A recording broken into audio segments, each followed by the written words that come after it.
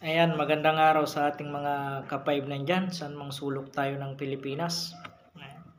Nandito tayo para sa request ng ating kasama regarding sa Code of Conduct. So, tayo naman ngayon, hindi natin tatagalogin yung Code of Conduct. Kung ano ba yung nauunawaan natin sa patungkol sa guidelines na ito, kung ano yung ipinapaabot niya ng guidelines sa ating mga gwardiya. So, yun lang ang gagawin natin. So, simulan na natin. Code of Conduct number 1. He shall carry with him at all times during of his tour of duty his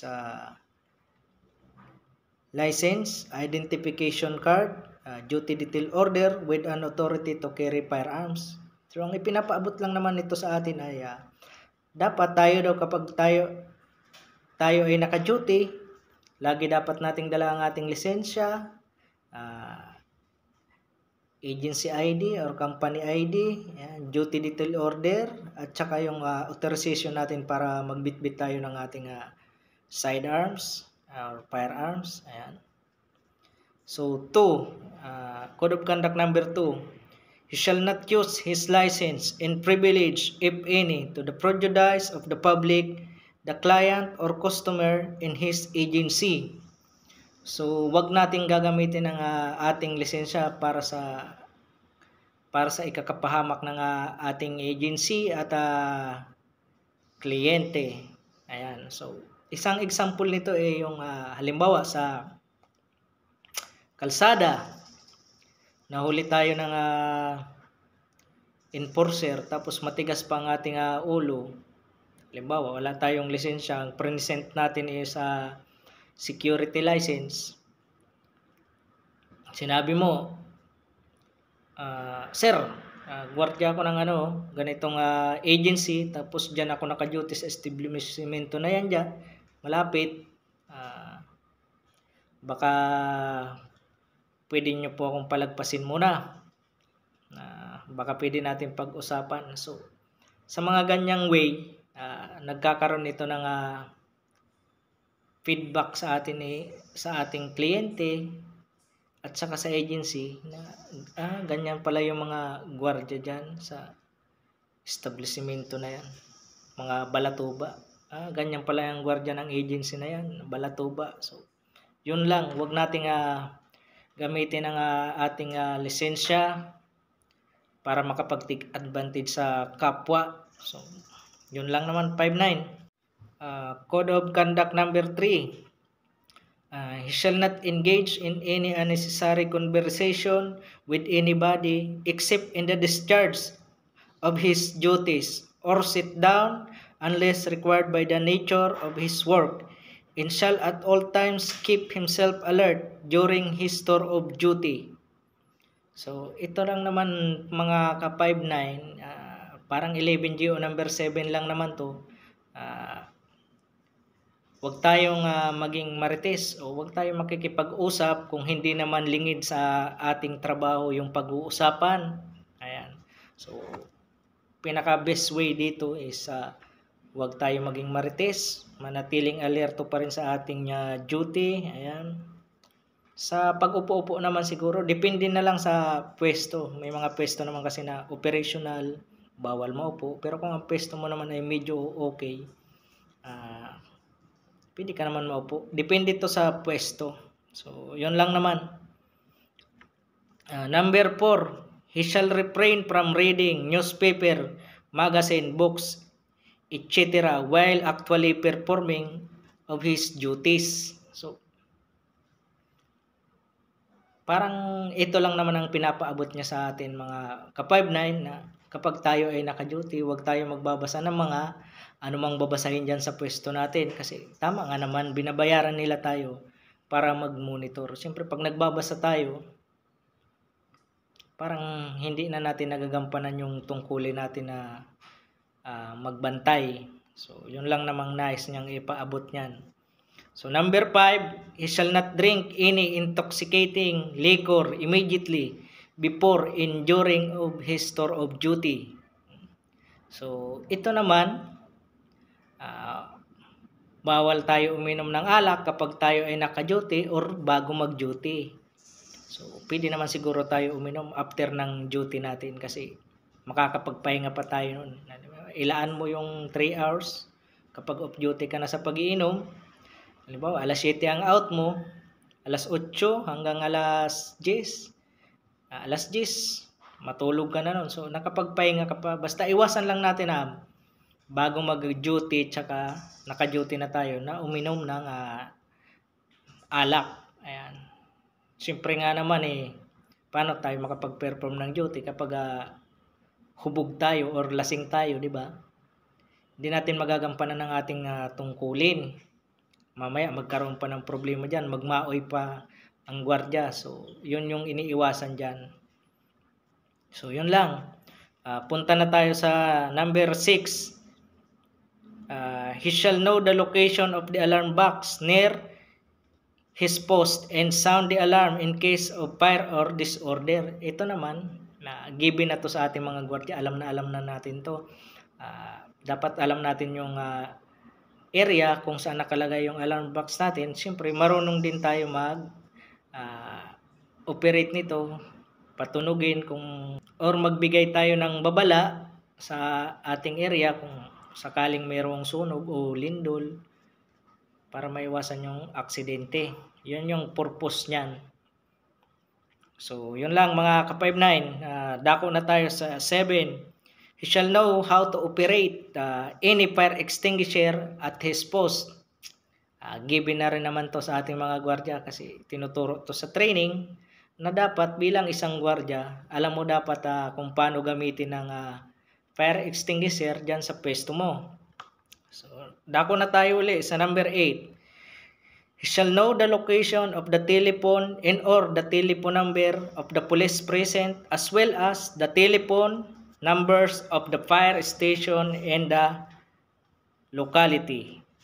So, ito, dapat alam daw natin yung telepono ng ating PNP dyan sa area natin, BFP sa area natin. Dapat alam natin yan. Pero hindi lang dapat. Alam din dapat natin ang number ng barangay tsaka yung number ng rescue team dyan sa area natin. So, bali 4 dapat, no? Alam dapat natin ang number ng police station, fire station, barangay, at rescue team. Alam dapat natin yung mga numero nila. Dapat meron tayo nyan dyan sa area natin. So, yun lang ang nais niyang ipaabot, mga ka-59. Number 9 naman, he shall immediately notify the police in case of any sign of disorder, strike, riot, or any serious violation of the law. Kung masyadong critical na yung mga nangyayari dyan sa area mo, hindi mo kaya, so tumawag tayo ng barangay o kaya police. Ayan yung natin. At least, bilang isang gwardiya, gumawa pa rin tayo ng action taking dyan sa area natin. So, parang yun lang ang pinapaabot niyan mga ka-59. Na tayo mga ka-59. He or his group of guards shall not participate or integrate any disorder, strike, riot, or any serious violation of the law. Ito naman yung halimbawa may aaway dyan sa area nyo, kung may nagsusuntukan man, kung kaya mo,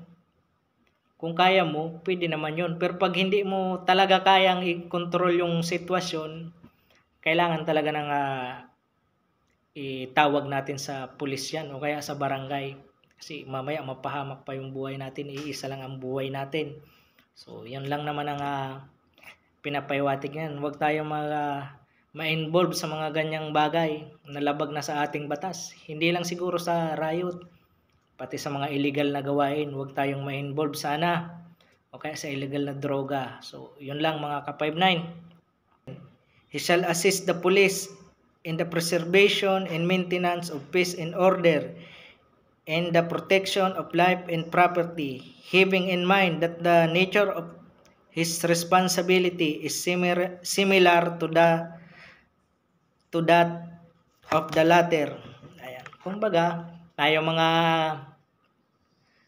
bilang isang gwardiya, tayo ang katuwang ng pulis, ng ating gobyerno, ng ating bansa sa pag-maintain ng peace and order dyan sa area natin. So, tayo ang sa madaling salita is force multipliers ng ating mga kapulisan dyan sa ating area sa pag-maintain ng kaayusan dyan sa area natin. So, number 12. He shall familiarize himself by heart with the Private Security Agency Law, Republic Act 5487 as amended, in this implementing rules and regulation. So, dapat bilang isang gwardiya siguro, meron din tayong knowledge regarding sa Republic Act 5487 na yan. Kasi yan yung nakalagay sa batas natin, di ba? He shall familiarize. Kahit hindi natin gaano siyang alam, hindi man natin alam ang lahat, basta may kaunti man lang tayong knowledge regarding dyan sa batas. So, yun lang mga ka-59. Number 13, when issued a firearms, he should not lend his firearms to anybody. Kumbaga ito naman mga ka-59, dapat bilang isang gwardiya, magkaroon tayo ng disiplina sa pag-handle ng ating mga baril. Huwag natin yung paglaruan, huwag itutok kung kani-kanino. Gagamitin lang natin yan kapag nalagay na tayo sa ang buhay natin sa alanganin at pagprotekta sa buhay ng ibang tao. Saka lang natin yan gagamitin. So, yun lang ang pino-point out lang yan mga ka-59. Code of Conduct number 14, shall always be in proper uniform and shall always carry with him his basic requirements and equipments such as writing notebook, ballpen, nightstick, baton, and or radio.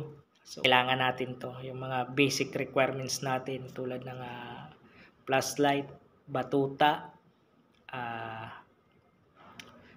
tickler, yung ballpen, siguro yung medicine kit para sa pang first aid natin dyan. Baka nakalimutan lang nila ilagay, pero dapat yun dapat ang mga dala-dala natin kapag tayo nagpe-perform ng duty natin. So yun lang mga ka-59.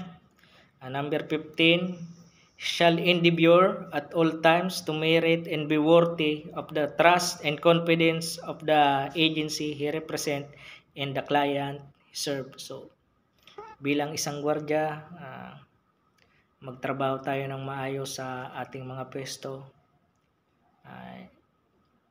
Kasi nagre-reflect yun sa agency natin kung ano ang performance natin. Di man tayo katalinuhang gwardiya, basta ginagampanan natin yung tungkulin natin na nare-recognize yan ng kliyente, ay okay pala to. Di magre-reflect din yun sa agency natin na okay palang agency na to kasi ang mga gwardiya nagtatrabaho ng maayos. So,